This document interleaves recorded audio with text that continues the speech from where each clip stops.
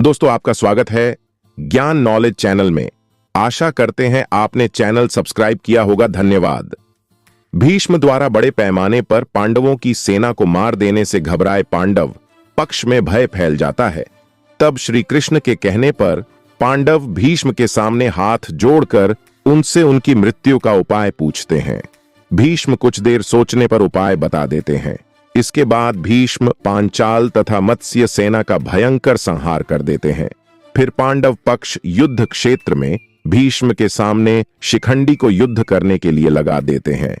युद्ध क्षेत्र में शिखंडी को अपने सामने डटा देखकर भीष्म अपने अस्त्र शस्त्र त्याग देते हैं और निहत्थे खड़े हो जाते हैं, क्योंकि भीष्म की प्रतिज्ञा थी कि वे किसी स्त्री से युद्ध नहीं लड़ेंगे। भीष्म ने कृष्ण पर युद्ध धर्म के विरुद्ध आचरण करने का आरोप लगाते हुए एक स्त्री पर वार करने से मना कर अपना धनुष नीचे रख दिया। कृष्ण ने भीष्म को उत्तर दिया कि आपने हमेशा ही अपने द्वारा निर्धारित मानदंडों पर निर्णय लिया है और धर्म की अवहेलना की है। आज भी उन्हीं मानदंडों पर वे शिखंडी को स्त्री बता रहे हैं, जिसका पालन उसके पिता ने पुरुष की तरह किया है और उसके पास यक्ष का दिया हुआ पुरुष लिंग भी है। भीष्म के सामने अपने रथ पर खड़े शिखंडी ने लगातार भीष्म पर तीरों से वार किया, लेकिन भीष्म के कवच से तीर टकराकर गिर जाते थे। शिखंडी के तीरों में इतनी शक्ति नहीं थी कि वे भीष्म की छाती को छेद पाते। तब अर्जुन भी पीछे से भीष्म पर वार करने लगे। अर्जुन और शिखंडी के तीरों के रंग एक थे, इसीलिए और नजर कमजोर होने के कारण भीष्म अर्जुन के तीरों को पहचान नहीं पाए। इस तरह शिखंडी की आड़ में अर्जुन के तीरों से भीष्म का शरीर छलनी हो जाता है। कहते हैं कि शिखंडी ने अपने रथ पर खड़े होकर लगातार 2 दिनों तक भीष्म पर तीरों से वार किया था, लेकिन उसके तीर भीष्म के कवच से टकराकर गिर जाते थे, उसको भेद नहीं पाते थे। इसीलिए भीष्म अपनी प्रतिज्ञा के चलते उसके तीरों को ना तो काटते और ना ही शिखंडी पर वार करते थे। फिर अर्जुन शिखंडी के पीछे से भीष्म पर वार करते हैं। अर्जुन और शिखंडी के तीरों के रंग एक थे और दूसरा कारण यह कि भीष्म अपनी नजरें कमजोर होने के कारण पीछे से अर्जुन तीर चला रहा है ये पहचान नहीं पाए। ऐसे में शिखंडी के तीर तो कवच से टकराकर गिर जाते थे, लेकिन अर्जुन के तीर भीष्म के शरीर को छेद देते थे। इस तरह अर्जुन भीष्म के शरीर को छलनी कर देते हैं।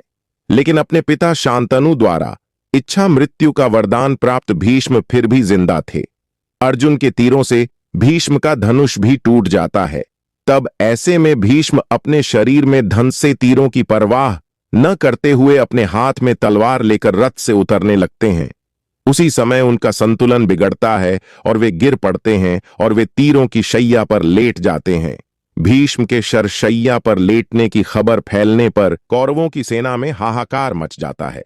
दोनों दलों के सैनिक और सेनापति युद्ध करना छोड़कर भीष्म के पास एकत्र हो जाते हैं। दोनों दलों के राजाओं से भीष्म कहते हैं, राजन्यगण, मेरा सिर नीचे लटक रहा है, मुझे उपयुक्त तकिया चाहिए। उनके एक आदेश पर तमाम राजा और योद्धा मूल्यवान और तरह तरह के तकिए ले आते हैं, किंतु भीष्म उनमें से एक को भी न लेकर मुस्कुराकर कहते हैं कि ये तकिए इस वीर शैया के काम में आने योग्य नहीं हैं राजन। फिर वे अर्जुन की ओर देखकर कहते हैं, बेटा, तुम तो क्षत्रिय धर्म के विद्वान हो, क्या तुम मुझे उपयुक्त तकिया दे सकते हो? कहते हैं कि आज्ञा पाते ही अर्जुन ने आंखों में आंसू लिए उनको अभिवादन कर भीष्म को बड़ी तेजी से ऐसे 3 बाण मारे जो उनके ललाट को छेदते हुए पृथ्वी में जा लगे। बस इस तरह सिर को सिरहाना मिल जाता है। इन बाणों का आधार मिल जाने से सिर के लटकते रहने की पीड़ा जाती रही। इतना सब कुछ होने के बावजूद भीष्म क्यों नहीं त्यागते हैं प्राण? लेकिन शरशैया पर लेटने के बाद भी भीष्म प्राण क्यों नहीं त्यागते हैं, जबकि उनका पूरा शरीर तीर से छलनी हो जाता है? फिर भी वे इच्छा मृत्यु के कारण मृत्यु को प्राप्त नहीं होते हैं। भीष्म यह भली भांति जानते थे कि सूर्य के उत्तरायण होने पर प्राण त्यागने पर आत्मा को सद्गति मिलती है और वे पुण्य अपने लोक जाकर मुक्त हो जाएंगे। इसीलिए वे सूर्य के उत्तरायण होने का इंतजार करते हैं।